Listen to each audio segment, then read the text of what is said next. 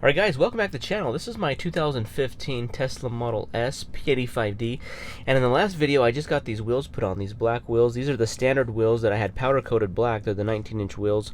I had the 21-inch wheels on there, and if you can see here, I'm just trying to show you how much the chrome really stands out with these black wheels. So I have this blackout kit. You can find these online. I'll leave a link to the one that I got, but it's like a vinyl, a 3M automotive vinyl kit that's pre-cut for all of the chrome pieces on the car, and I'm able to just lay it over the top of it. So to get started, I'm just going to get this rubbing alcohol. I have it in a spray bottle here. I'm just going to spray it on all the chrome pieces. This is of course after I took it to the car wash, so the car is completely clean. So just getting this rubbing alcohol on there to clean the surface, so that makes sure there's no contaminants, no grease, no oil, all on there. And I was able to have my wife help me with this part on a couple of these pieces here. So we're just getting this back corner lined up, and then we're just stretching this piece all the way along the trim. So the whole window has a chrome trim all the way around it. And these pieces here, we just peel off the adhesive, you just stick it down and then wrap it around each of the side, the top and the bottom side here. Okay, I'm using this little tool. It actually comes with this tool. It's actually a small, thin, beveled plastic tool that I can use to press the vinyl in and behind the trim.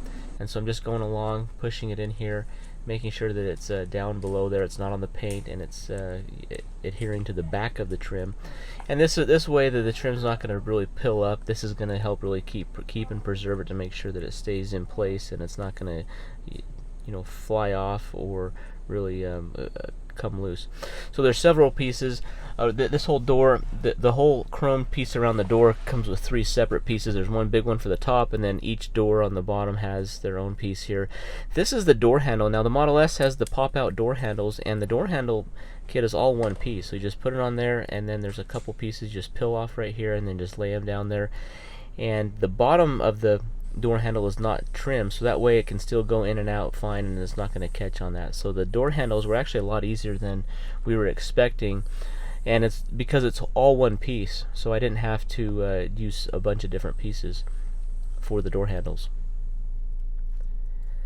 Now the Model S has this chrome strip down below the doors, and there's just a little small strip that we're just putting there that we're just making. Now we're just getting it tucked into the corners with the little tool. That one was pretty easy, pretty straightforward. The nice thing with this kit is it actually comes with double of all the pieces that you need, so that way in the future if you have a damaged piece, you need to redo it, you have a backup set for all this.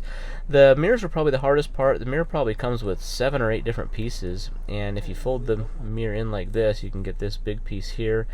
There's 2 pieces on the bottom, a couple small pieces, and then the front actually has 3 pieces for the bumper.